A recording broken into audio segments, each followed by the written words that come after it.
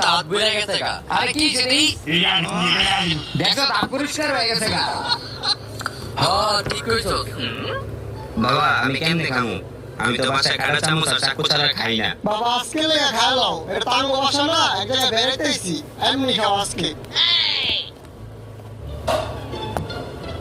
দেখছো কাকে খাইতেছে? কাকা দিই তো লবণ রইছে নি। তুই দেখো বেড়া কাকা বেড়ানো গরু মাংস হইতাছে বেড়া। এলো কাকা, এলো ভাইয়া, নিজের ঘর মনে করে খাও। কি কাকা খান খান, গরু মাংস টেস্ট করে দেখি। এ লবণ কম হয়েছে, যা লবণ লয়া আনতাছি। আর লবণ আনতে গেছে খান। আরে ভাইয়া খাও তুমি। এবার ছোট্ট হইছিলাম কাকা।